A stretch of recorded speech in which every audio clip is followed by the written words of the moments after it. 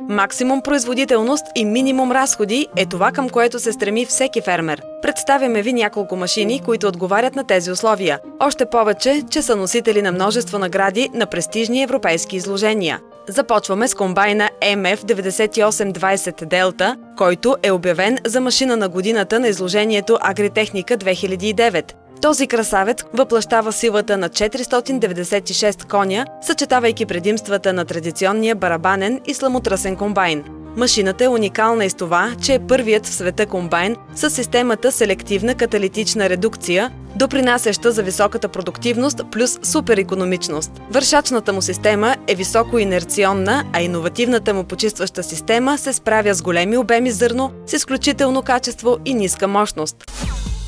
Следващата серия, създадена от специалистите от Масей Фергюсън, е Фортия. Тя включва роторни комбайни, отличаващи се с най-големия ротор с дължина 3,56 метра. Капацитетът на разтоварване е до 159 литра в секунда, но това едва ли ще се налага често заради големия обем на бункера. А резервоарът за гориво от 870 литра означава едно – цял ден жътва без зареждане. MF Fortia е комбайнът с най-голямата кабина с затъмнени стъкла. Тя е оборудвана също с климатик, въздушно окачване на седалката, ергономични органи за управление и много други, които ще превърнат жътвата в истинско удоволствие.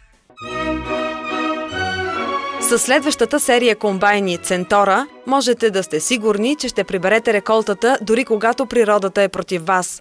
Без никакво преувеличение може да се твърди, че това е машина, на която ще разчитат и бъдещите поколения. Този комбайн се отличава с ненадминат хедер с принудително подаване, достигащ ширина до 9,2 метра. В добавка към това, високата производителност се увеличава от използваната система от ножове Шумахер. Уникалната система от 8 сламотръса на Масей Фергюсън гарантират постоянен и мощен поток на зърното без примеси и увреждания. Системата за автонивелиране осигурява максимална производителност при хълмисти терени, като позволява комбайнът да работи с лекота при страничен наклон до 12%.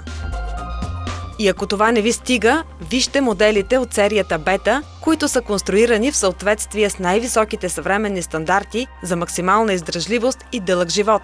Хедерът е с принудително подаване, а задвижването на ножа е тип Шумахер. Всичко това гарантира значително увеличена скорост на рязане. Да не пропускаме и системата за автонивелиране на хедера, която позволява работа при всякакви терени. Този комбайн може да се похвали и с уникалния ускорител на потока, който още повече увеличава производителността му. А сепараторът е ротационен с разглобяема контра, което от своя страна улеснява поддръжката. Ако търсите модерна и опростена технология за ефективна и гъвкава жътва, ще я намерите внедрена в комбайните от следващата серия – Актива. Уникалният Active Beater Concave подобрява с цели 14% увършаването и потока на сламата през сламотръсите. Това е и ключовият елемент за постигане на максимална производителност при увършаването. Цилиндърът с диаметър 600 мм и дължина 1340 мм е с голяма инерция, като не позволява и при най-големи натоварвания оборотите на барабана да се забавят и това да се отрази отрицателно на ефективността. И след богатата гама от зърноприбираща техника, сега е време да видите и трактора на 2009 година – моделът MF8690. Никак не е случайен фактът, че точно той получи престижната награда от изложението SIMA в Париж, защото е разработен точно според представите на стотици фермери. Новата серия съчетава съвременен стайлинг и мощно ново излъчване. Тя е оборудвана и с нов двигател Sisu Power Diesel 8.4 Common Rail от поколение TR4. Новата конструкция на шасито позволява голямо натоварване на предния мост. Нова, голяма и просторна кабина пък е с 28% повече пространство за удобна и продължителна работа. Освен това ще се насладите на отлична видимост и супер ниско ниво на шум – 70 децибела. Новата система за управление отчита товара и автоматично контролира двигателя и трансмисията, така че разходът на гориво винаги да е оптимален, а икономиите – максимални. Към всичко това можем да прибавим и AdBlue резервоар, част от революцията в борбата с вредните емисии. А сега представете си огромна модерна ферма с купища бали и сено. Най-добре на тази картина пасва челният товарач Маниту, който може да повдигне балата или друг товар до почти 10 метра височина. Неговата дълга ръка с нищо не отстъпва по прецизност на човешката, но пък се справя с лекота с товари до 4,5 тона, като при това възможностите му далеч не се изчерпват само с повдигането и подреждането им. Освен това, можете да го накарате да прави силаж, да почиствате с него селско-стопанските постройки, да товарите, да теглите и още куп други полезни приложения, които ще превърнат работата ви във фермата в дейност, сравнима с компютърна игра.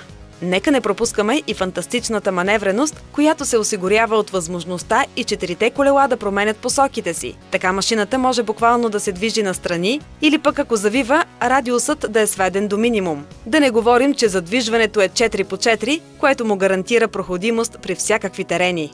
И не на последно място, понеже ежедневната поддръжка на една машина често пъти отнема доста време и сили, а времето, знаем, е пари, затова конструкторите са се погрижили и тези дейности да стават по най-лесния и бърз начин. Оттам насетне операциите са като детска игра.